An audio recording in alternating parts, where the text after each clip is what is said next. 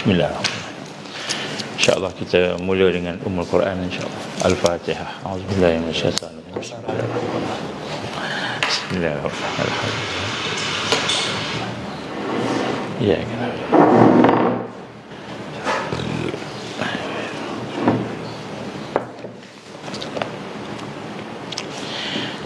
A'udzubillahi minasyaitanir rajim. Bismillahirrahmanirrahim. Innal hamdalillah nahmaduhu wa nasta'inuhu wa nastahdihi wa nastaghfiruh wa na'udzu billahi min shururi anfusina wa min sayyiati a'malina.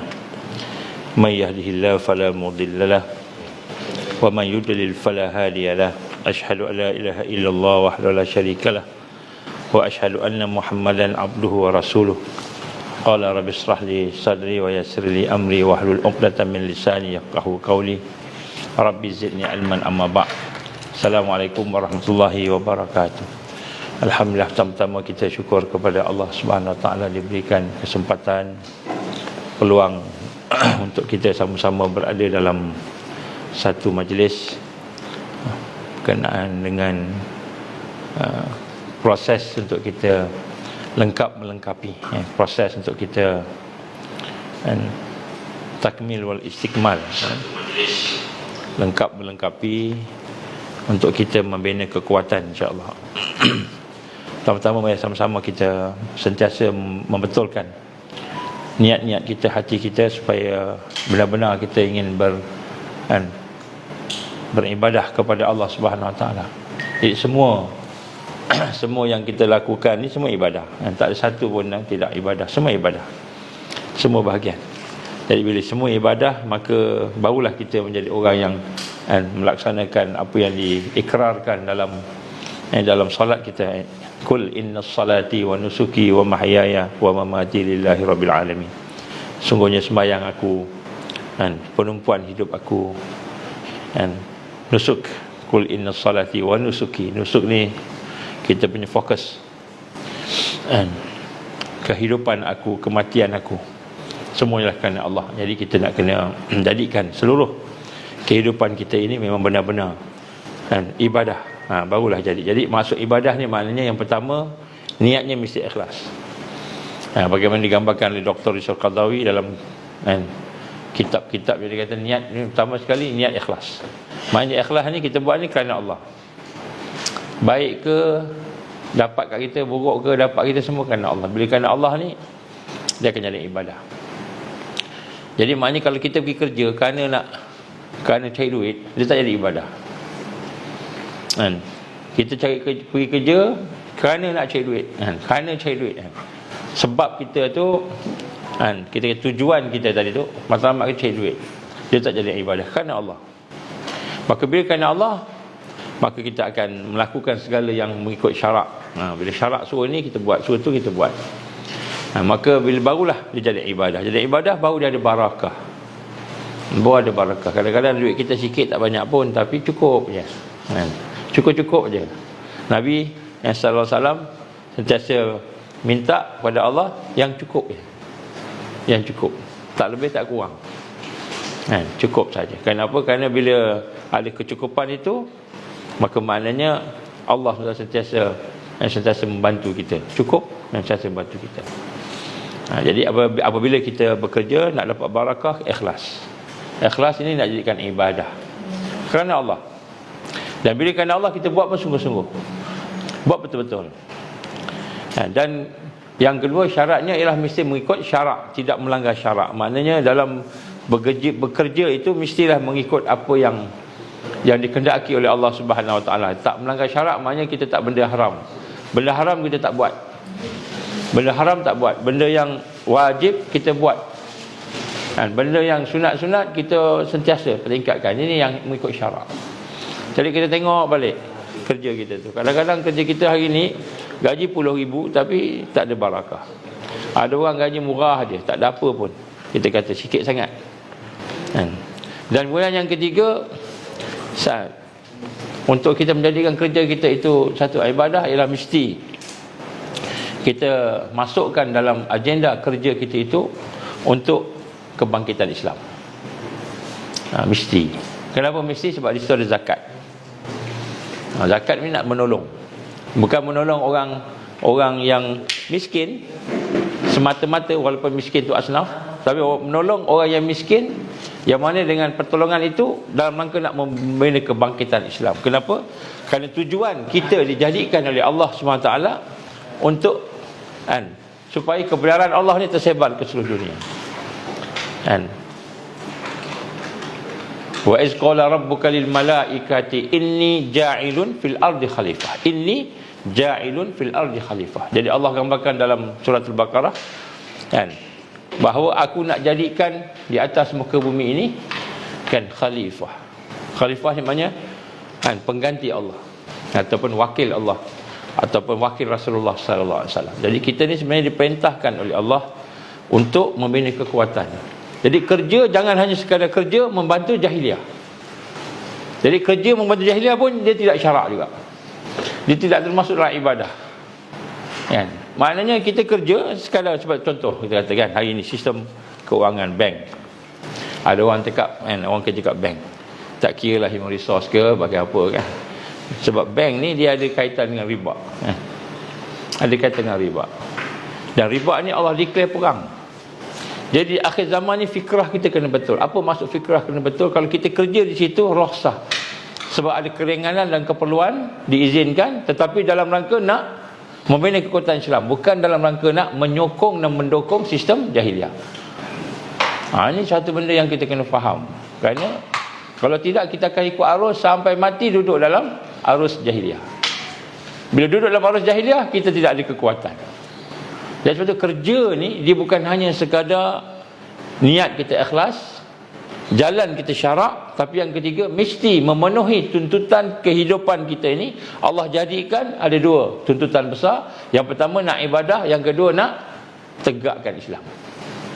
Dan menegakkan Islam ni dalam sistem kehidupan hari ni dah tak ada dah. Kan? Kita tak pernah belajar betul-betul nak tegakkan Islam. Kenapa? Memang sistem pembelajaran kita, pendidikan kita hari ni sekular. Kita belajar Quran sampai habis, tapi orang yang belajar Quran tu tak tahu dia kena tegakkan Islam. Dia nampak Islam ni sembahyang, puasa, kan, zakat, ada nampaklah ibadah-ibadah khusus. Kan, Islam ni ibadah khusus. Dia tak nampak Islam ni sebenarnya kita kena menegakkannya. Kerana inilah tujuan utama Allah jadikan manusia, kan, Adam tadi, untuk ja'ilun fil ardi khalifah. Inni ja'ilun fil ardi khalifah. Aku nak jadikan di atas muka bumi ini pemimpin.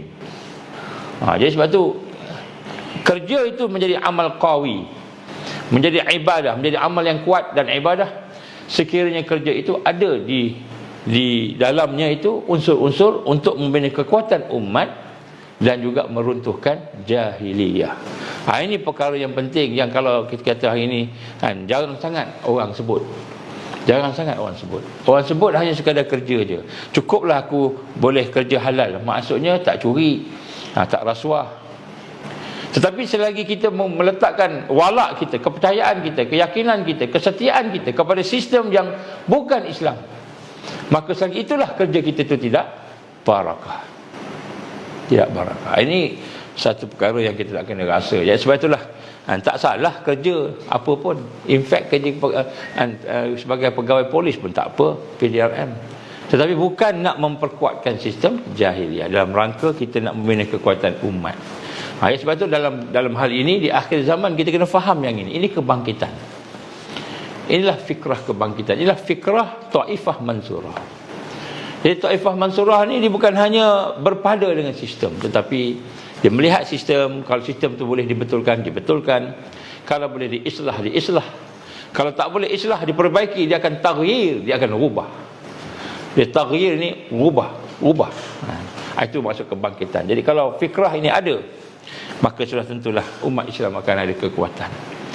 Dan untuk melaksanakan itu, bukan sahaja kita kena ada ikhlas, kena ikut syarak dan kena ada kebangkitan tadi, kita perlu melakukannya di dalam sama-sama sahabat-sahabat, sama-sama mereka yang ada kefahaman tadi, iaitu jamaah. Sebab itulah Rasul sallallahu alaihi wasallam menggambarkan kepada kita kekuatan dan kebangkitan itu adalah bersama dengan taifah, kelompok.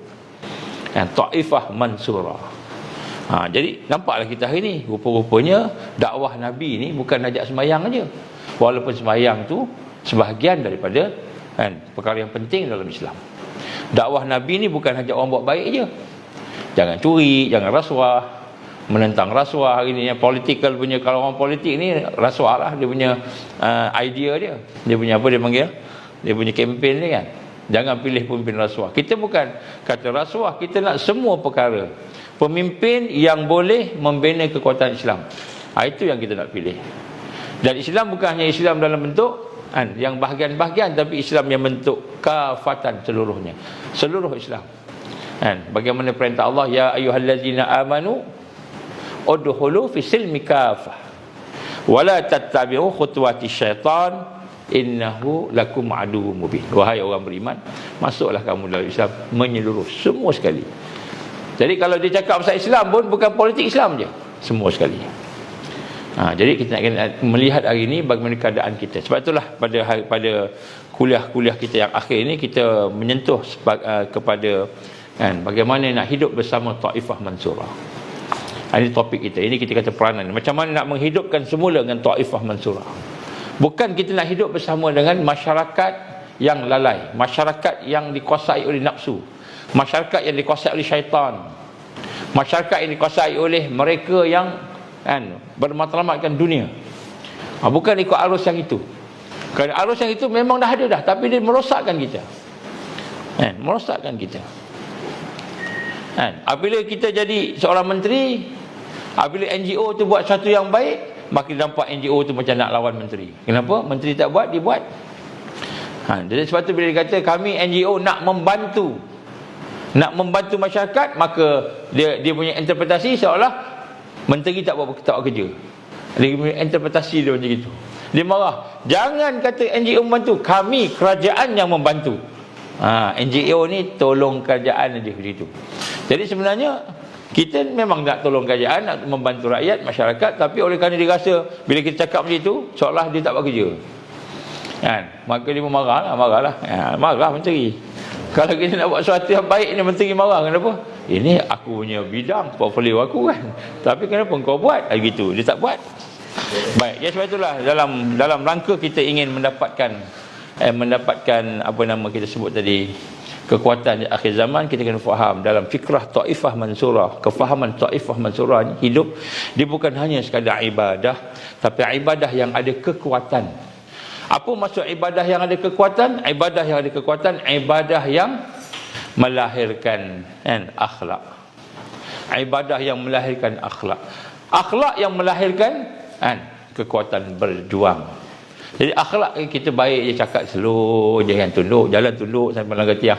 Lain tak jalan tunduk makan pun bismillahirrahmanirrahim. Akhlak disebut akhlak fardiyah, akhlak peribadi fardiyah kita punya sendiri. Tak, dia bukan akhlak fardiyah, dia sebut akhlak akhlak yang syakhsiah Islamiah kamilah, kepribadian Islam yang menyeluruh. Maknanya apa? Kita bersama-sama dengan sahabat kita membantu bantu tolong membentuk kebangkitan. Ini baru Taifah Mansurah.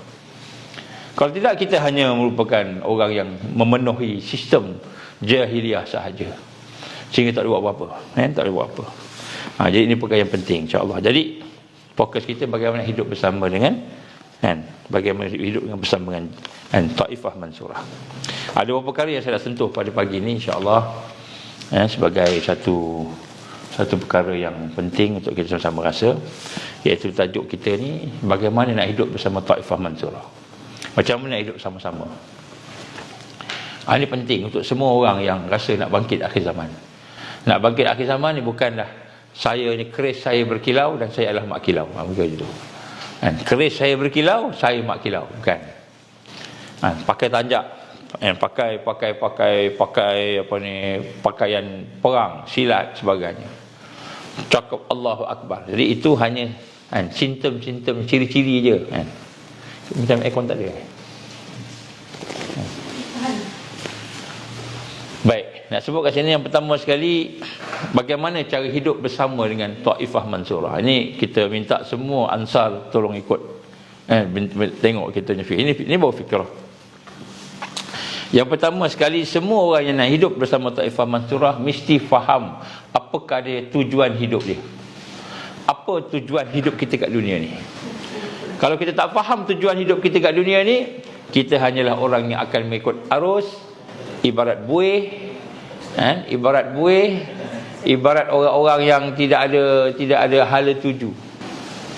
Tak ada hala tuju. Walaupun dia Perdana Menteri, tak ada hala tuju. Sebab tu ada Perdana Menteri yang hala tujunya makin lama orang makin menyampah. Kenapa? Dah tua-tua, tak nak tobat-tobat.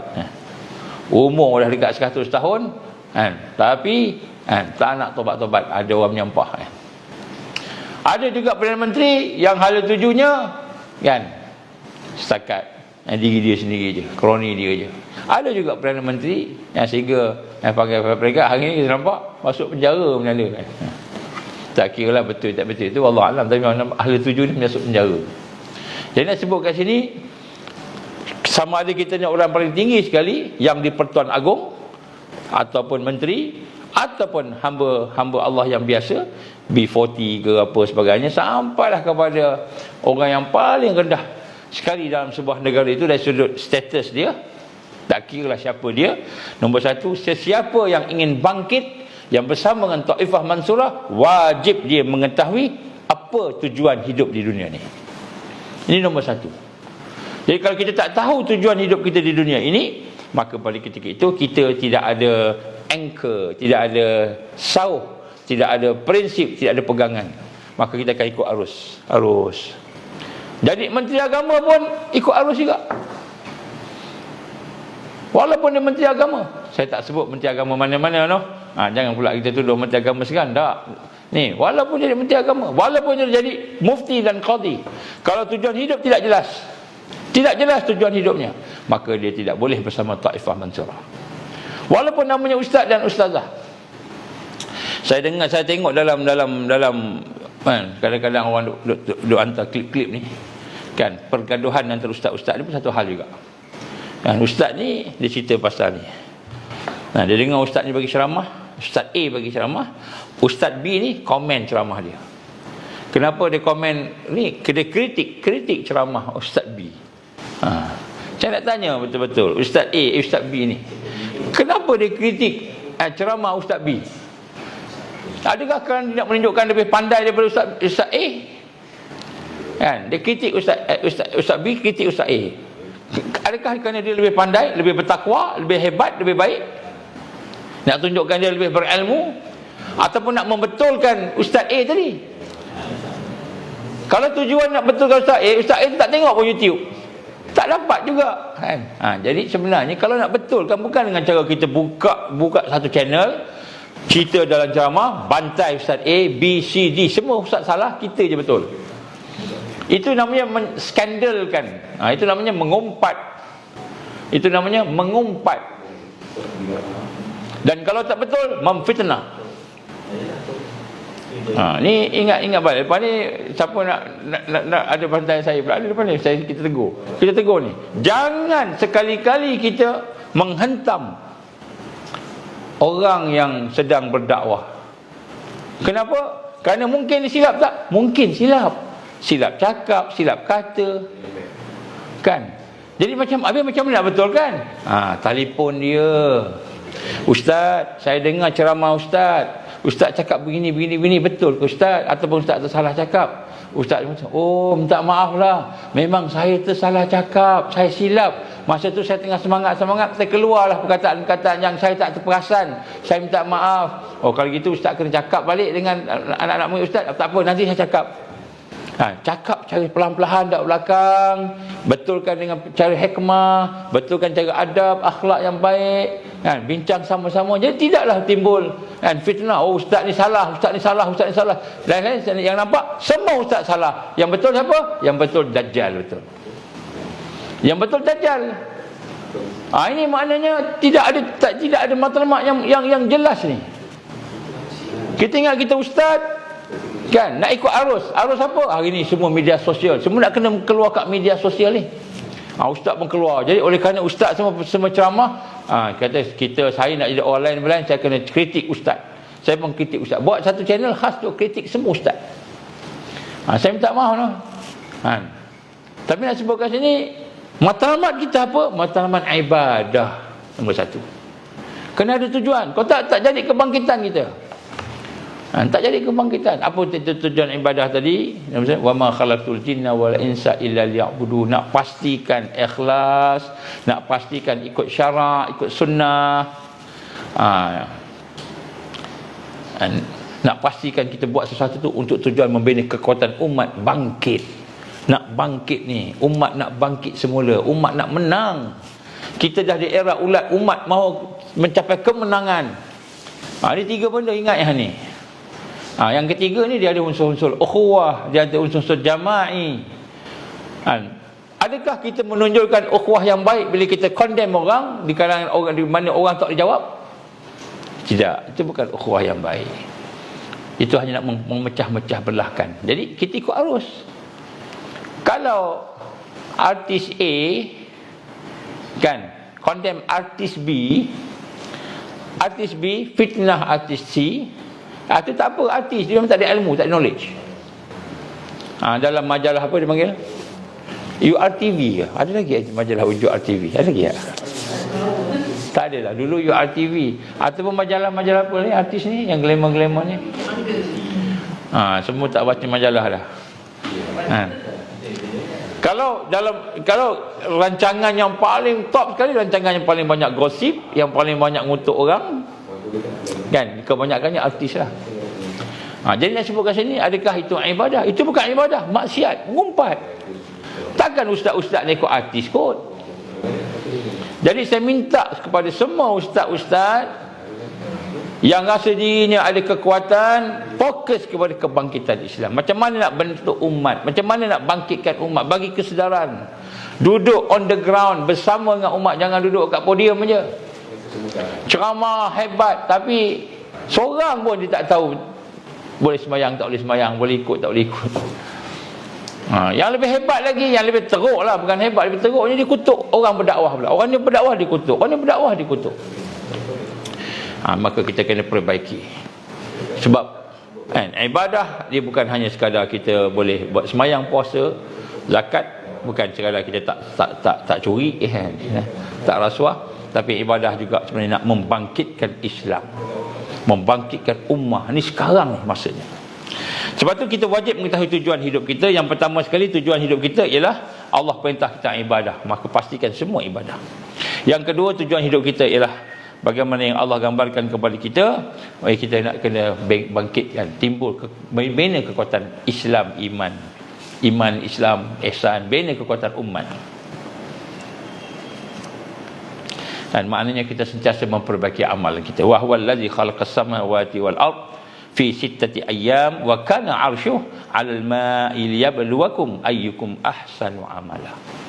Jadi Allah jadikan langit bumi, Allah jadikan arasy, Allah jadikan semua yang ada, air. Kenapa Allah jadikan semua? Supaya kita ni memperbaiki amalan kita, supaya Allah SWT nak suruh kita baiki amalan kita. Liyabluwakum ayyukum ahsanu amala. Dan Allah SWT nak menjadikan sekali itu, nak uji kita supaya kita ni lebih baik amalan kita. Jadi amalan terbaik apa? Amalan terbaik jihad fi sabilillah. Al-jihad fi sabilillah, itu yang terbaik. Kemuncak. Apa kemuncak amalan tadi? At-tadhiyah, berkorban. Kemuncak korban sampai peringkat nyawa, sampai peringkat seluruh harta kita, diri kita, nyawa kita, sampai peringkat mati. Itu kemuncak ahsanu amala, kemuncak amal yang terbaik. Jadi rugilah kita duduk dalam ni, macam-macam kita buat tapi tak dapat amalan yang terbaik. Kita ingat kita kutuk orang tu dah terbaik dah. Kita kutuk kutuk ustaz. Saya baru perasan semalam, ada seorang ustaz ni, tak sebut nama tu. Dulu dia ceramah bagus, lepas tu tiba-tiba sekarang dia duk kutuk orang pula. Dia kalau dia kutuk konsert apa ni, iblis tu, ataupun dia kutuk orang buat rasuah ke, jahat ke, dia kutuk kumpulan-kumpulan yang sesat ke, itu lain. Ni dia kutuk ustaz yang bagi dakwah ni. Jadi macam mana dia kata ni? Ini semua tak jelas matlamat. Tak jelas matlamat. Matlamat kebangkitan ni perlu dibina ukhuwah, kesatuan umat nak bina ni. Bukannya kita sekadar ceramah aja. Ceramah senang, ramai orang ceramah hari ni. Orang tak pandai pun boleh ceramah. Artis pun boleh ceramah. Siapa nama tu? Yusuf. Siapa nama tu? Yang selalu Zul Yahya. Kan? Artis biasa je, bukan kelulusan Azhar pun, tapi dia boleh cakap dengan penuh keimanan, penuh kesedaran. Kan? Setakat nak cakap ni, artis pun boleh cakap. Ulama takkan cakap macam artis, mesti lebih lagi. Kan? Kalau setakat nak kutuk orang ni, artis boleh lepas. Tapi orang alim ni, kalau betul ustaz tu salah, tegur dia cara berhikmah, dekat belakang cakap elok-elok. Cakap dengan dia, ustaz tak betul ni ustaz.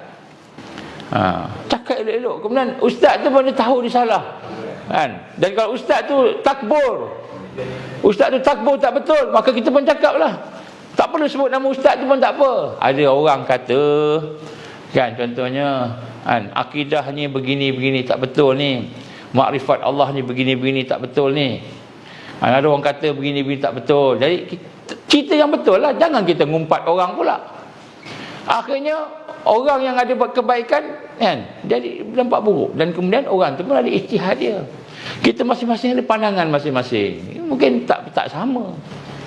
Kan? Bab rabitah wasilah, bab ma'rifatullah, ni benda-benda yang ada perbezaan pandangan. Tak apa. Kan, bukan sesat. Kalau sekata sesat, tak payah sebut nama, sebut aja apa benda ni yang sesat tadi tu. Baik. Yang kedua, seorang taifah mansurah, yang pertama mesti ada jelas matlamat. Yang pertama matlamatnya apa? Ibadah kepada Allah. Yang kedua matlamatnya tegakkan Islam. Ni dua fungsi besar pada anggota taifah mansurah. Jadi apa saja kita buat, ini dia. Barulah syahid fi sabilillah. Barulah dapat redha Allah. Ini arus ni kita kena bina. Yang kedua, hidup bersama taifah mansurah mestilah kita nak menginsafi.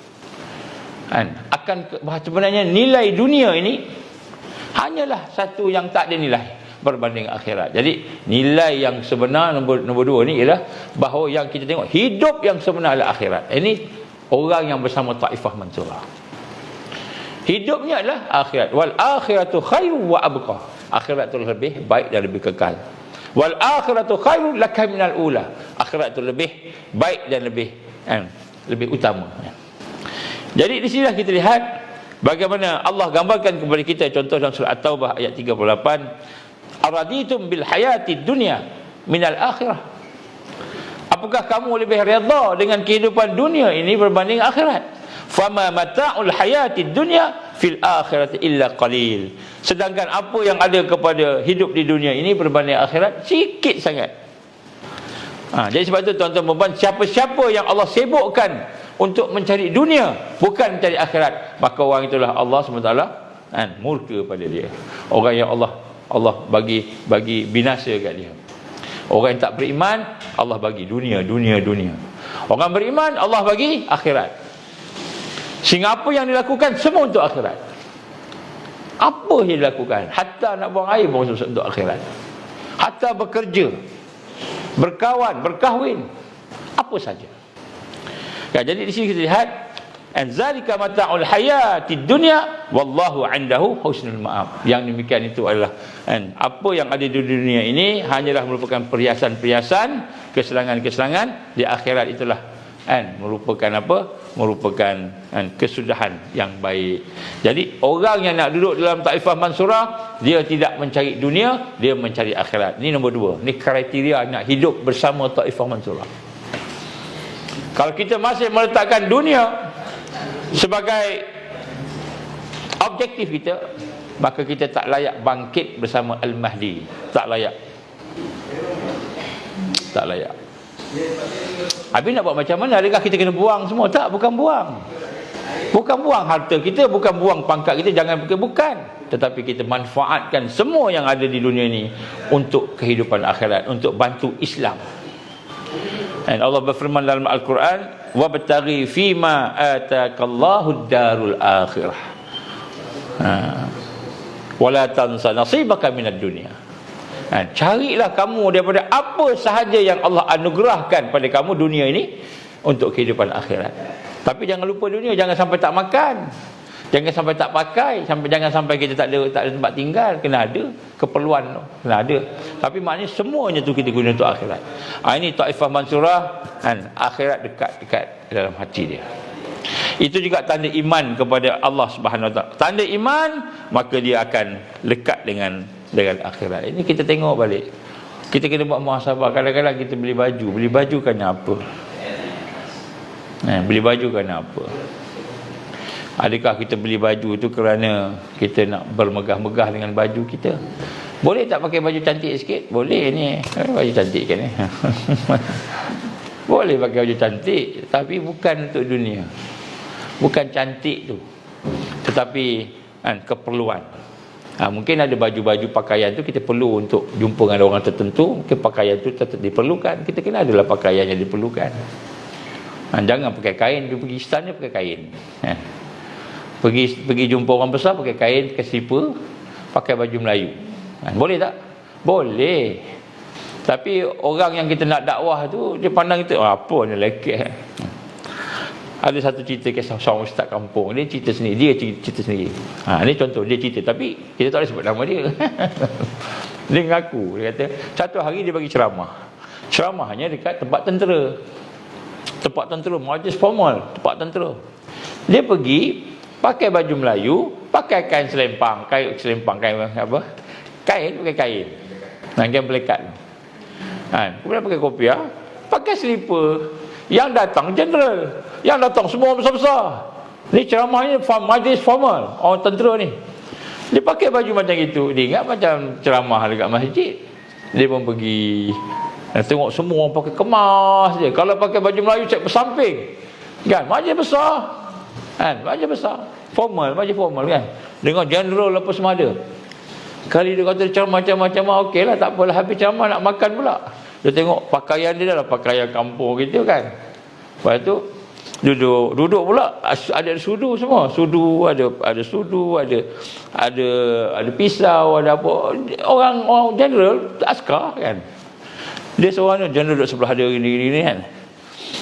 Lepas tu dia tak tahu nak makan macam mana, nak pakai sudu mana. Nak pakai pisau mana. Tak kerti. Jadi orang VVIP ni, ada orang tolong senduk. Dia pergi ambil dia senduk sendiri. Orang tukang senduk ada kat belakang lah. Ya, dia ambil senduk. General, Datuk, saya tolong sendukkan lari dari protokol. Jadi kadang-kadang kita kena ada juga protokol tu. Sebab apa? Dunia kita ni ada macam-macam jadi manusia, kan. Jadi kalau ada keperluan tak apa, tak masalah. Tapi kita pakai yang smart sikit, pakai okey sikit tu supaya apa? Supaya kita boleh berdakwah kepada orang yang mungkin dia nampak baju tu, mungkin dia nampak pakaian tu. Contohlah. Baik, jadi sebab itulah di sini dunia, kan, tidak menjadi fokus. Jadi apakah yang dimaksudkan dunia? Kita definisikan dunia. Apakah maksud dunia di sini? Dunia ini segala perkara yang ada pada kita ni yang tidak sampai kepada kesempurnaan akhirat, itu dunia. Apa yang ada pada kita ni yang tak sampai kesempurnaan akhirat, tak sampai redha Allah, itu dunia. Dekat situ je. Jadi akhiratnya apa pula? Akhirat ni adalah sesuatu yang ada di dunia ni. Tak kiralah pakaian kita, makan kita, baju kita, rumah kita, kereta kita, kerja kita. Segala yang ada di dunia ini, yang ada pada kita ni, yang boleh membawa kepada redha Allah, boleh membawa kepada kesempurnaan kehidupan akhirat, maka itulah akhirat. Walaupun dekat dunia. Namanya kereta, tapi kereta itu kita guna untuk dakwah. Namanya rumah kita guna untuk dakwah. Guna untuk tarbiyah. Namanya kerja, tapi kerja itu boleh membina kekuatan umat, jihad fi sabilillah. Maka dia tidak jadi dunia, dia jadi akhirat. Jadi kita kena faham yang ini. Ini konsep taifah mansurah, dia kena faham. Hakikat dunia ni terlalu kecil. Nabi gambarkan sallallahu alaihi wasallam lebih kecil daripada kepak nyamuk, sebelah kepak nyamuk. Lebih kecil sebelah kepak nyamuk. Kita tahu dah, tapi kita dah agung-agungkan dia. Kita nak cari dia, kan. Begitu. Dan sebab itulah sebenarnya panjanglah kita nak sebut kat sini bagaimana keadaan manusia hari ini, ramai yang mencari duit. Macam mana kita tak tahu kita ni sayang kat dunia? Macam mana kita tahu kita ni mengutamakan dunia? Apabila kita melihat berlaku kehilangan dunia, dunia hilang, kehilangan dunia. Contohnya rumah terbakar, kita menangis sampai habis. Apalah nak buat rumah tu memanglah mahal, katakan sampai ratus-ratus ribu kan. Pinjaman pun tak habis lagi bayar, terbakar. Ada satu kisah ni, seorang sahabat saya Al-Fadhil Ustaz Abdul Akhiri rahimahullah, dah meninggal dah. Maknya tu satu ketika rumah maknya tu terbakar. Bapaknya dan maknya terbakar. Bapaknya dah meninggal, bapak dia Tuan Guru Kelantan. Maknya meninggal.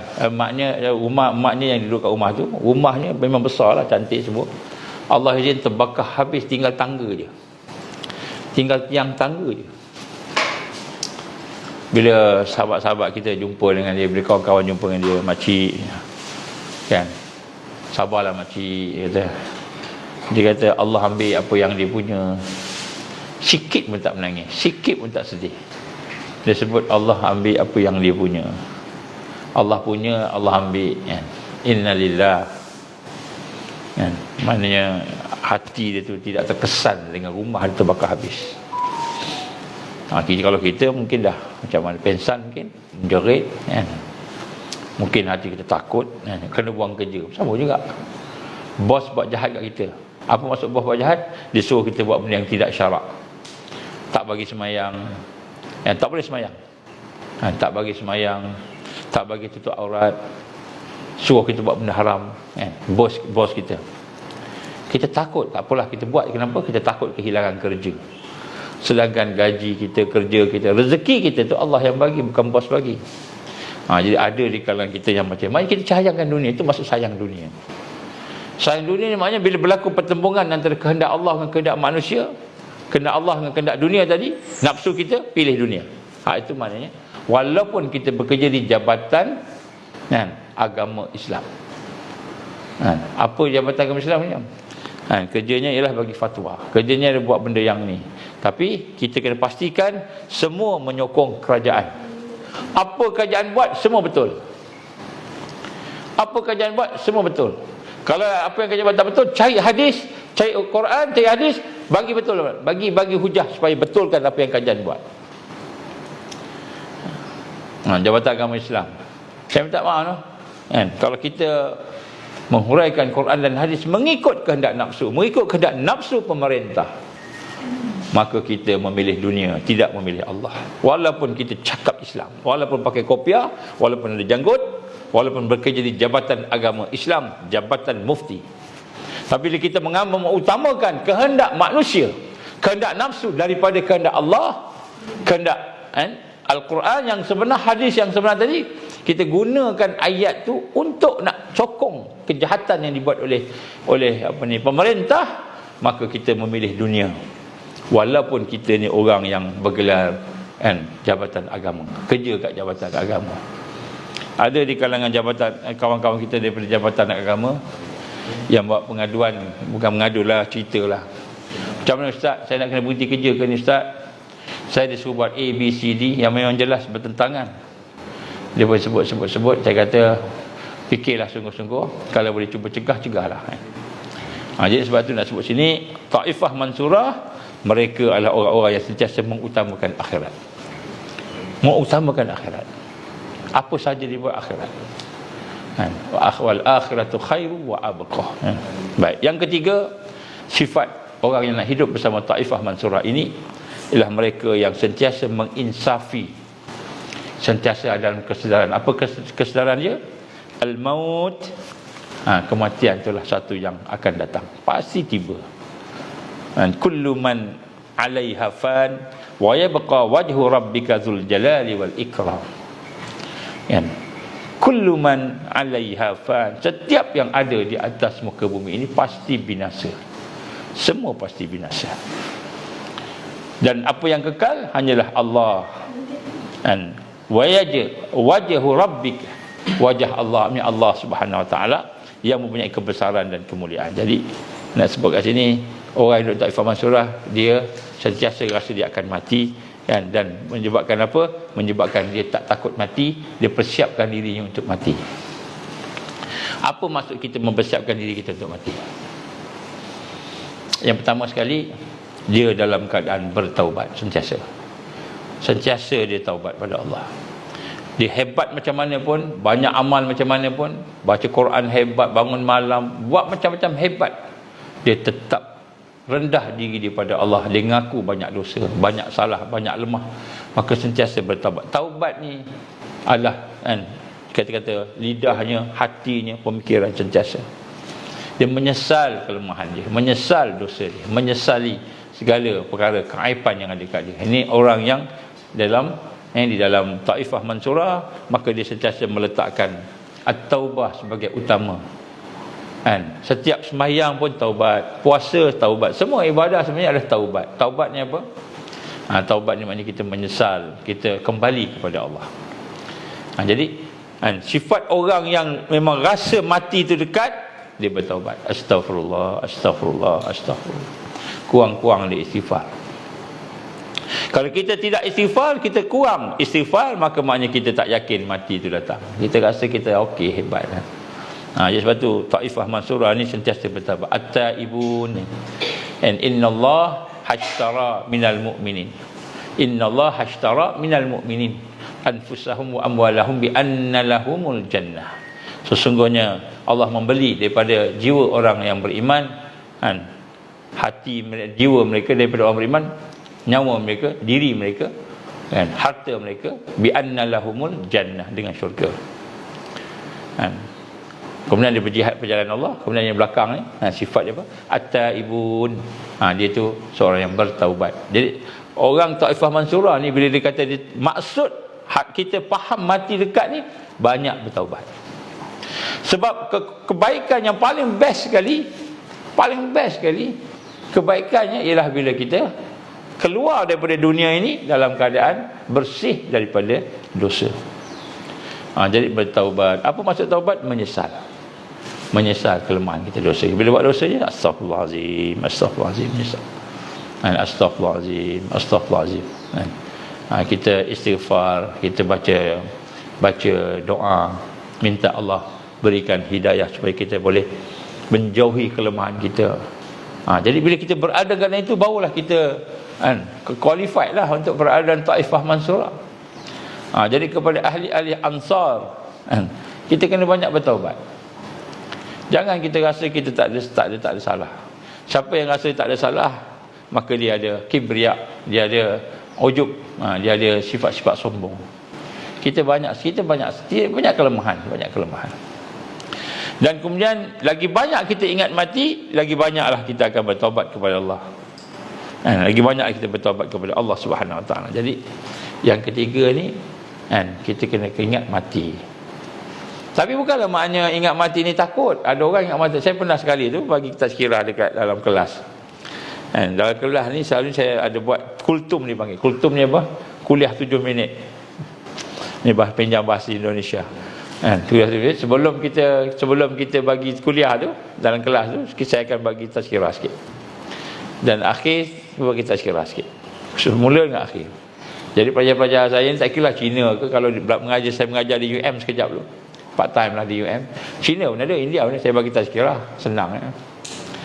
Yang pertama sekali, tazkirah yang penting, kata Tuhan tu ada. Nombor 1. Apa bukti Tuhan ada? You orang sains kan? You orang medical engineering kan? You tahu ini ada, apa bukti Tuhan ada? Do you believe in God? Nombor 1, believe in God. Bincang 7 minit. Kemudian salah satu juga, do you believe that you will you will be believe in death? Percaya pada kematian. Jadi ada sekali tu bila saya buat tazkirah tentang kematian, Cina, India semua dengar kan. Sampai kan ada yang macam terkesan lah, nampak dia. Sekali tu bagi tazkirah tentang kematian, dia angkat tangan, sir, please don't discuss about death. Kenapa saya tanya ni? Yang cakap ni bukan orang India, Cina, orang Melayu kita. Kata, because dia kata I'm afraid, dia kata, saya takut mati. Rupanya ada orang takut mati. Bukan orang, memang semua orang takut mati, kan, kecuali yang beriman. Dan orang yang takut mati ni sebab dia tak tahu apa yang ada lepas mati ni. Lepas mati jadi apa? Dan hari ini orang boleh mati mengejut hari ini. Dan Nabi gambarkan akhir zaman akan mati mengejut. Ramai mati mengejut. Apa maksud mati mengejut? Aksiden. Elok-elok senyum-senyum naik kereta, aksiden. Dah meninggal, baru je jumpa, baru je bincang-bincang dengan dia, dah meninggal. Ada yang mati jatuh dalam bilik air. Jatuh bilik air terkena belakang ni, pom, kan. Ada paku pula, kan. Jatuh bilik air licin. Bilik air cantik, licin, kan. Allah izin. Ada mati mengejut, mati macam-macam. Jadi dia kata takut, saya takut mati. Lepas saya cakap dia, kalau kita takut mati, apa yang kita boleh buat dia boleh takut? Sebab mati pasti datang. Mati mesti datang. Hari ni ke besok, kan. Lepas dia kata, oh, saya tak tahu. Ini Islam datang aja. Apa Islam datang aja? Yang pertama, kamu mati mestilah ada bersama kematian itu persiapan. Kena persiaplah. Baik, persiapan Taifah Mansurah. Apa persiapan Taifah Mansurah bila tahu mati? Dia akan mati, kan? Yang pertama taubat. Kan? Yang kedua apa? Bila kita mati, kan? Yang kedua, bila bertaubat ni, kita akan pilih. Ini orang yang faham yang mati ni. Kita pilih syurga mana nak masuk. Jadi orang yang duduk dalam perjuangan ni, dia memilih syurga. Bukan syurga je, syurga mana nak masuk. Dalam pengetahuan dia, Jannatul Firdaus, syurga yang paling tinggi sekali adalah Jannatul Firdaus. Jadi dia bukan sahaja prepare nak untuk kematian, dia bertaubat, tapi dia pilih Jannatul Firdaus. Jadi orang Taifah Mansurah ni, dia memilih juga syurga mana nak masuk. Dia bukan pilih setakat siap tak nak mati dalam keadaan tak bertaubat, tapi pilih. Maka dia pun yang ketiga, setelah dia pilih Jannatul Firdaus, dia pun berusaha maksimal. Jadi orang yang Taifah Mansurah ni, dia bekerja kerana dia nak dapatkan redha Allah yang paling tinggi. Apa dia redha Allah yang paling tinggi? Redha Allah yang paling tinggi ialah Allah memberikan ganjaran kepada dia, Jannatul Firdaus. Maka apakah kelayakan orang yang duduk dalam Jannatul Firdaus? Maksimal dia buat. Maksimal. Kalau dia bekerja, dia kerja maksimal. Ni kita dah buat ladang, insya-Allah kita akan buat ladang, mudah-mudahan Allah izin. Berjayalah. Sebab saya dapat maklumat juga, kan. Apa maklumatnya? Saya ingat saya nak cakap pada hari Rabu nanti, kan. Tak apa, cakap sikit lah, kan. Grup Dajjal ni tak suka orang buat pertanian. Grup Dajjal ni tak suka orang buat perladangan, tak suka. Kenapa? Sebab memang dia nak bagi makanan kurang. Jadi bila ada grup yang buat, maka dia akan kacau. Ladang ni akan kena kacau. Sama ada kacau dalam bentuk chemtrail, datang turun asid, dia mati je ikan. Kalau kita nak ikan, mati je ikan. Ataupun kacau dalam bentuk semburan-semburan apa ke, kita tak tahu, dia tembak dia jauh, biological weapon ke apa, wallahualam tak tahu. Dia akan kacau. Ini maklumat yang saya dapat. Sebab tu kita nak buat peternak tanam pun kita kena ada strateginya, ada taktikal. Yang paling penting sekali ialah kita mesti bersama Allah. Jadi nak sebut kat sini, bila kita bekerja mesti bersungguh-sungguh. Bukan sahaja kita kerja nak dapat berjaya supaya dapat satu yang terbaik di dunia ini, tetapi kita nak menggunakan, manfaatkan apa yang kita lakukan untuk kebangkitan. Barulah Allah izin mati kita syahid fisabilillah. Jadi macam tu kita tengok sini, bukan hanya sekadar kita kata kita tahu mati ni wajib, mati ni kena, mati ni pasti, mati semua orang mati, tak. Tapi yang pertama kena bertaubat. Bila kita tahu mati, mesti sentiasa lakukan taubat. Kemudian yang kedua, kenapa? Kita kena pilih syurga mana nak. Sebab tu Nabi gambarkan kepada kita, syurga tu ada 7 peringkat. Kan, bagi orang berjuang ni, dia nak pilih yang paling atas sekali, yang dekat dengan Rasulullah sallallahu alaihi wasallam, Jannatul Firdaus. Maka untuk dapatkan Jannatul Firdaus, maka yang ketiga, dia kena maksimal jihad fisabilillah. Allah takkan bagi syahid fisabilillah, Allah takkan bagi kepada kita paling tinggi sekali, melainkan kita maksimal. Apa maksud maksimal? Kan, kalau kerja sampai letih lah. Bukan sampai tadi nak ketawa. Tak ada senyum. Maksima dengan strateginya, dengan perancangannya, dengan plannya, dengan smartnya. Dan semua sekali kita masukkan dalam kita punya apa? Kita punya kerja tadi. Bukan sekadar buat je, tapi kita kena rancang, kita ada strategi, kita ada planningnya. Kita tahu apa ancaman-ancamannya semua. Kita kena buat perancangan betul-betul. Maksima. Bila dah buat maksima, Allah akan bagi maksima. Apa maksimanya? Allah bukan bagi dunia ni, Allah bagi akhirat. Jannatul Firdaus. 3. Jadi maknanya bila kita faham dunia ni hanyalah merupakan sementara, mati ni pasti, maka 3 ni kena ada. At-taubah, kemudian kita pilih syurga mana nak, yang terbaik, kita pilih yang terbaik lah. Jangan pilih hak ekonomi. Ada seorang, saya tanya dengan seorang pelawak, saya jumpa dekat rumah Tok Okey dulu, tanya dengan dia syurga mana yang tuan-tuan pilih? Saya tanya soalan tu. Pelawak ni tak payah sebut nama lah, tapi kalau saya sebut nama memang semua orang kenal. Satu Malaysia kenal, memang terkenal lah.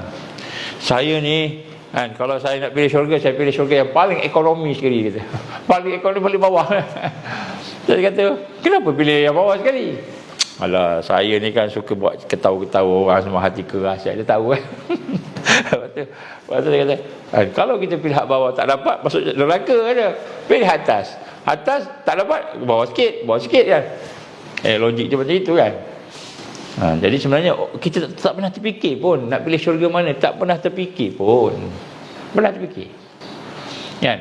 Nak beli rumah pernah terfikir. Kalau boleh nak beli rumah atas bukit ke, kalau dia boleh rumah banglo ke, buat rumah banglo ke, buat apa, pernah terfikir. Nak beli kereta pernah terfikir. Nak beli motor pernah terfikir. Semua terfikir. Dunia ni kita fikir nak beli apa, nak beli baju apa, kita fikir semua. Tapi nak syurga tak pernah fikir. Syurga mana nak? Sebab kita tak nampak. Bukan tak nampak, kita tak yakin.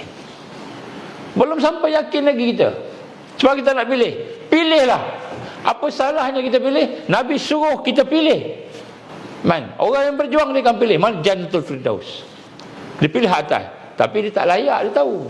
Dia pilih je. Pilihnya apa? Doa, minta ke Allah. So, apa tanda dia pilih? Dia akan buat kerja maksima. Korban maksima, berjuang maksima, kerja maksima. Jadi orang yang mengganti mati, hidup dia sentiasa berpenat dengan jihad fisabilillah. Hidup dia sentiasa penat dengan dakwah, dengan tarbiyah, dengan jihad fisabilillah.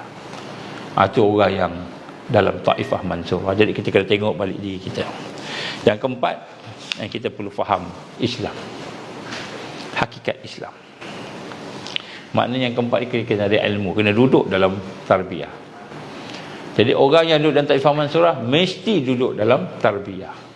Sebab tu saya minta semua ahli Ansar, kuliah-kuliah yang kita bawa, yang kita buat, ikuti. Kenapa? Itulah persiapan kita. Jadi mengatakan hakikat Islam ini sehingga kita dapat mendalaminya, dapat menghayatinya.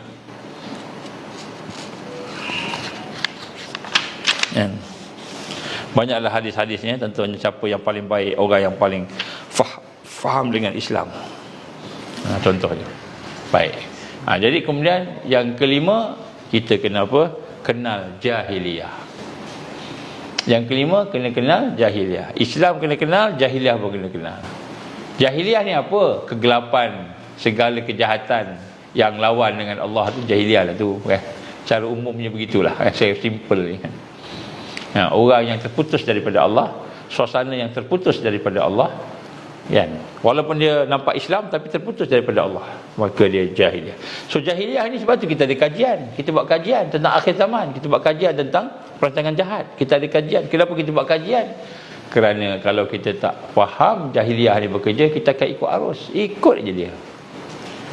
Bila cakap pasal biological weapon, kan, orang kata biological weapon, biological weapon, mana ada biological weapon? Dia tak tahu, mana ada. Chemical weapon, tak tahu. Chemical weapon, tak tahu. Bila sebut tentang chemtrail, chemtrail ni betul ke tak betul ke, kan? Contohnya kita tak kaji. Kita tak kaji. Medical, Rockefeller medical, Rockefeller punya medicine, kita tak kaji. Kita tak tahu. Kita ingat medicine ni, inilah yang terbaik. Sedangkan medicine yang terbaik ialah madrasah yang berasaskan kepada Quran dan hadis Nabi sallallahu alaihi wasallam, sunnah tibbun nabawi. Itu yang terbaik. Lepas tu baru yang lain. Tapi kita hari ini tak yakin dengan hadis dan Quran. Tapi hari ini doktor-doktor kita bawa merujuk kepada Ibn Sina juga. Avicenna, dipanggil Avicenna kan. Apa nama kitab dia tu? Dia ada satu kitab tu yang ditulis oleh Ibn Sina, dia jadi rujukan kepada orang mengkaji macam rujukan. Kitab Perubatan Ilmu Islam. Kitab Perubatan Ilmu Islam, Ibn Sina tulis. Banyak dalam jadi ada banyak. Ya, sebab tu hari ni kita tak kenal jahiliah sehingga kita jadi pengikut jahiliah. Jadi apakah ciri-ciri jahiliah? Apa aliran dia? Apa perancangan dia? Sekular. Sekular tu jahiliah tak? Sekular tu jahiliah. Kenapa jahiliah? Sebab dia pisahkan antara dunia dan akhirat. Dia pisahkan antara agama dengan dunia, dia pisah. Sekular tu. Jadi jahiliah lah.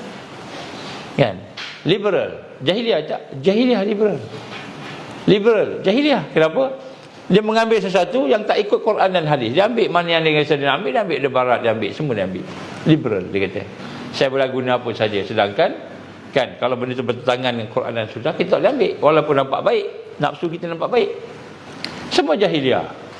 Liberal, jahiliah, liberalisme, sosialisme, kapitalisme pun jahiliah juga.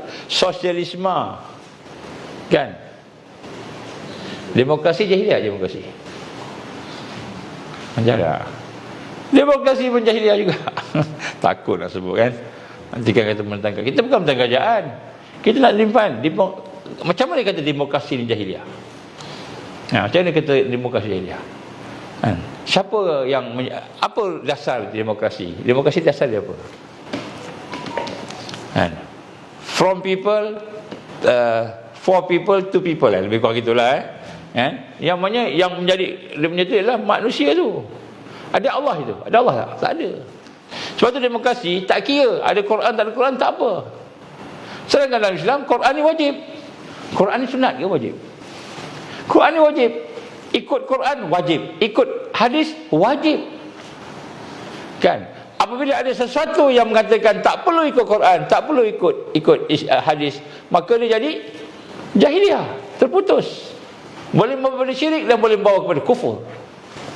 Jangan main-main. Jadi sebab tu hari ni hinanya umat, saya sebut hinanya umat, hinanya Islam yang ada pada hari ini. Kita nak buat satu perkara, terpaksa tanya orang yang bukan Islam, orang yang bukan agama Islam, yang ada agama. Dia buat keputusan, kita nak kena buat sekian, Quran suruh, hadis suruh nak keluarkan ni kan. Tanya dengan orang DAP yang bukan Islam dan bukan suka Islam pun. Tanya dengan MCA, tanya dengan MIC. Dia pula buat keputusan untuk orang Islam. Tak hina ke orang Islam? Tapi agama kita agama sebagai Islam sebagai agama resmi persekutuan. Tetapi bila nak buat sesuatu kena tanya dia orang. Mengharamkan arak kan, kena tanya orang yang minum arak. Boleh tak nak haramkan arak? Dia minum arak kan. Kita nak buat petition, semua kedai-kedai awam jangan ada jual arak. Contoh termasuk Tesco, Lotus, Giant, Econsave, termasuklah semua, jangan jual arak. Yang boleh jual arak ni apa? Kedai arak. Dia khas kedai arak, duduk jauh-jauh, tutup, gelap, orang Islam tak boleh pergi. Kalau Islam pergi, kita tahu dia minum arak. Katalah nak keluarkan satu akta macam tu kan, boleh tak? Kena buat satu perbincangan dengan orang yang minum arak ni. Tak boleh. Dia minum arak, dia boleh ikut. Jadi Quran, hadis di bawah daripada parlimen. Itu macam mana kedudukan tu? Kita letak Quran kat bawah. Kan agung jadi ini, agung. Tapi Quran kat mana? Jadi bila manusia lebih tinggi daripada Al-Quran dalam keputusan, maka ketika itulah dia jahiliyah. Jadi sebab tu susah orang nak sebut ni. Habis kita ada parti Islam di dalam demokrasi ni, kita ada parti Islam. Saya tanya dengan tuan-tuan, RUU apa? RUU apa? 322 apa? 3 apa? Yang RUU yang last ke? 322 RUU 322 lulus tak? RUU 322 pun tak lulus. Buat bergerak semua. Ini parti Islam gabung dengan parti UMNO, buat tak lulus. Itu baru RUU 322, bukan Quran. Bukan kita kata Quran nak sian 355, bukan 355, RUU 355. Kita nak lulukan RUU 355, berdebat ni. Dan kita tanya kepada orang bukan Islam. Tak kira lah bangsa apa, dia bukan Islam, dia peduli apa dengan Al-Quran. Kita ni hinanya Quran di Malaysia ni, apabila keputusan tentang apa yang ada dalam Quran kena rujuk pada orang bukan Islam, hinanya kita. Ni kalau saya cakap macam ni marahlah orang. Ini hakikatnya begini, hakikatnya. Jadi kita hidup dalam keadaan jahilah, kita tak perasan pun. Akhirnya kita duduk ikut arus saja. Tidak ada taifah mansurah, tak ada. Kita tengok, akulah dah Islam. Kita buat masjid. Besar masjid, hebat masjid. Masjid paling hebat, paling besar sekali. Tapi pembinaan masjid berasaskan riba. Pinjaman yang ada riba. Pinjaman yang pengurusan yang ada riba di dalamnya. Jadi jahiliah ke tak jahiliah tu? Jahiliah. Tapi kita silentkan jahiliah tu. Kita kata ini masjid. Tak apalah semayang lah. Tak apa semayang lah. Nak buat macam mana? Kan? Tapi saya nak menyedarkan kita, orang yang hidup dengan taifah mansurah, jiwanya, akidahnya, kenal jahiliah. Dan bila dia kenal jahiliah, apa dia tindakan dia? Tindakannya ialah tolak jahiliah. Kita tidak boleh ambil jahiliah, tak boleh ambil kekufuran, tak boleh ambil kekafiran, tak boleh. Qul ya ayyuhal kafirun, kan? Katakan kepada orang yang kafir, kan, aku tak ambil apa yang kau ambil, engkau tak ambil apa yang kau ambil, agama engkau punya, agama aku punya. Tak boleh ambil. Kenapa kita nak ambil? Baik, dari sinilah sifat-sifat mereka yang hidup dalam taifah mansurah mesti kenal jahiliah. Sebab tu kalau kita tak kenal jahiliah ini, kita ikut duduk je kawasan dia, buat je apa dia nak buat. Kita masuk 7E tu, contoh Giant ke 7E ke apa sahajalah yang kita kata kedai-kedai, masuk tu ada satu kawasan non halal. Kat situ ada arak semuanya. Anak-anak kita boleh buka tengok, beli pun boleh. Kalau tak betul-betul ni, beli pun boleh. Jadi sebab itulah tuan-tuan perempuan nak sebut kat sini, orang yang taifah mansurah sangat sensitif dengan jahiliah, sangat sensitif. Akhirnya dia akan cuba menjadikan hidupnya itu bersih. Dan bila kita bersih, barulah kita akan diberikan rahmat dan barakah daripada Allah. Barulah ada ma'unah dan karamah, baru ada ma'unah dan karamah, baru ada pertolongan Allah. Kalau tak, kita tak dapat. Saya kita reda dengan sistem jahiliah itu. Jadi kita kena menelitilah, baru kita faham. Baru kita faham. Jadi itu insya-Allah 5 perkara yang saya sebut pada hari ini sebagai perkara yang penting untuk kita sama-sama tengok. Seandainya kita mahu hidup bersama-sama dengan taifah mansurah, maka kita kena perhatikan sungguh-sungguh. Benda ni mungkin kita dah tahu dah, sebagai ulang kaji, sebagai kita nak ulang-ulang balik, tengok balik. Sebab yang penting bukan tahu, yang penting ialah amal. Dan yang lebih penting daripada amal tu ialah istiqamah. Istiqamah. Jadi istiqamah ni maksudnya apa? Mati dalam keadaan beramal. Alhamdulillah, semua alhamdulillah. Jadi insya-Allah kita akan sambung lagi. Pada hari ini kita bincang tentang ada lagi sebenarnya antara sifat-sifat mereka yang hidup bersama dengan taifah mansurah yang asas. Ada lagi, insya-Allah kita akan sambung besok. Masa ni dah tak mengizinkan. So mudah-mudahan kita faham sikit lah apa yang kita cuba sampaikan ni kan. Benda ni basic sebenarnya, tapi kan kalau tidak diberitahu kita tak ingat kan. Baik, saya ingin buat beberapa pengumuman kat sini. Yang pertama sekali, insya-Allah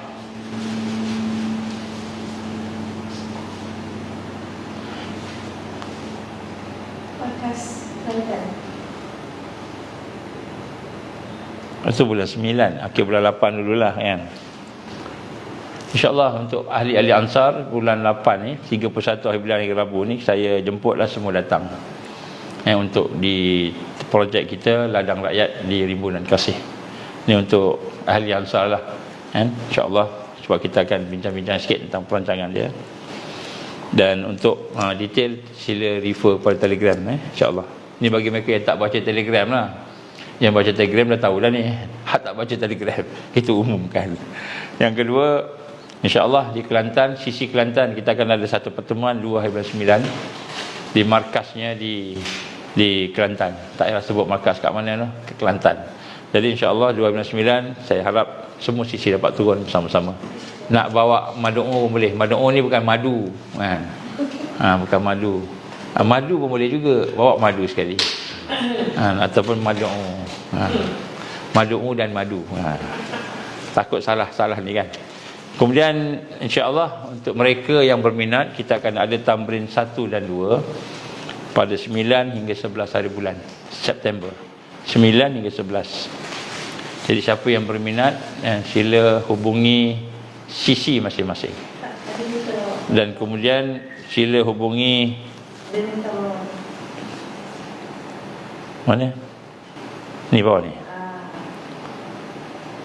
Kita tak buka kat umum, Okey, insya-Allah akan ada poster. Nanti saya akan letak poster saya kat saya punya FB ni dan juga kepada Telegram kita lah. Dalam Telegram kita akan buka insya-Allah. So siapa yang berminat boleh. Tamrin 1 dan 2 ni adalah merupakan satu tamrin yang bagi mereka yang dah mengikuti kuliah-kuliah yang dah ada kepahaman sikit tu, nak tahu lebih lanjut Taifah Mansurah ni nak buat apa dan sebagainya, insya-Allah kita akan bincanglah pada tamrin 1 dan 2 itu insya-Allah. Di Selangor kita akan buat di Selangor. Saya insya-Allah bagi orang Selangor ni, siapa yang tak boleh lagi datang. Bagi orang negeri lain tu minta datang jugalah. Kelantan, Terengganu, Pahang, kan, Kedah dan sebagainya. Tapi yang tak datang lagi, saya minta datang. Kalau tak ada duit nak datang, sila hubungi sisi masing-masing. Sisi ni maknanya kita punya cyber circle yang ada di negeri-negeri. Sila hubungi. SU lah. Kalau daripada Sarawak boleh datang, alhamdulillah datang. Minta datanglah Sarawak, kita tak ada wakil Sarawak lagi ni. Kemudian tolong datang. Kalau perlu bantuan, beritahulah, insya-Allah. Kita cuba carilah orang yang boleh membantu. Kalau tak, kita cuba bagi yang semampunya lah. Yang semampunya. Kalau tak cukup juga, tak berilah. Tapi kalau boleh datang insya-Allah. Assalamualaikum. Jadi alhamdulillah. So saya minta kalau boleh tolong sampaikan kepada yang lain. Sebab tamrin 1 dan 2 kita tak buat negeri lain. Sebab dari sudut masa. Saya sebut dah, masa kita dah suntuk sangat. Tahun 2023 ni macam-macam ni nak berlaku. 2023 kita hanya beberapa hari je lagi. Sebab tu kita nak bincang betul-betul ni. InsyaAllah kita akan mula di Melaka dan kita kembang di tempat lain, InsyaAllah. Jadi siapa yang tidak bersama di dalam sisi, tidak bersama dalam ni, dia mungkin tak dapat maklumat, dia kena join sisi Telegram dulu, baru dapatlah. Daripada Johor saya galakkan datang. Jangan tunggu buat kat Johor. Daripada Kedah pun jangan tunggu buat kat Kedah. Datang. Kali ni sebab kita tak tahu ada lagi tak lagi lepas ni. Kan? Mungkin tak sempat dah. Mungkin kita akan fokus kepada orang yang dah ikut. Insya-Allah. So saya mintalah siapa yang tak ada duit, tak ada alasan tak ada duit, bagi tahu kepada setiausaha bahagian negeri masing-masing, saya tak cukup duit, tak ada cukup duit nak datang. Nanti kita jumpa bincang-bincang, tengok kes. InsyaAllah kalau ada siapa yang infak, kita akan cari orang boleh infak. Tak ada alasan tak datang. Siapa tak datang kerana alasan tak ada duit, maka saya dah serahkan pada Allah. Kita akan cuba bantulah siapa yang boleh. Bukanlah maknanya Ansar ni ada duit, tak ada. Ansar tak ada duit.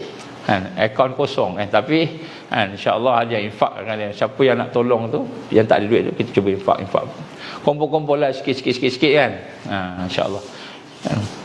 Jadi itu insya-Allah jadi kita minta kalau boleh kita cuba grab lah sebab kita dah sebenarnya tak nak buat dah Tamrin 1 2 ni, tapi sebab banyak lagi yang terpaksa kita buat lah. InsyaAllah kita akan buat di Selangor 9 sehingga 11 bulan September insyaAllah. So harap dapat datang insyaAllah. Baik, itulah sikit sebanyak sekadar pengumuman.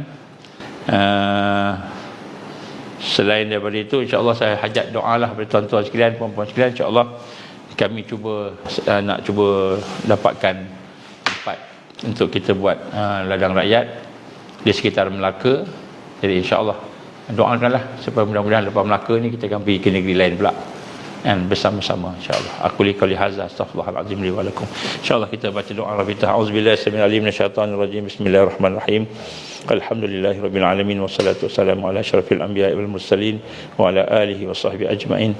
Allahumma innaka ta'lamu anna hadhihi alqulub qad istamat ala mahabbatik wa taqat ala ta'atik wa tawahadat ala da'watik wa ta'ahadat ala nasrati syari'atik wa asik Allahumma rabitataha wa alimuddaha wa hdiha subulaha wa amla'aha binurika alladzi la yakhbu wa shrah suduraha bi faidil iman bik wa jamil tawakkul alaik wa ahyiha bi ma'rifatik wa amit ala syahadati fi sabilik ya Allah innaka ni'mal maula wa ni'man nasir. Allahumma amin, Allahumma amin. Ya Allah ya hayyu ya qayyum bi rahmatika nastaghits. Ya Allah ya hayyu ya qayyum bi rahmatika nastaghits. Ya Allah ya hayyu ya qayyum la ilaha illa anta Allah al-wahid al-ahad الصمد الذي لم يلد ولم يولد ولم يكن له كفوا أحد.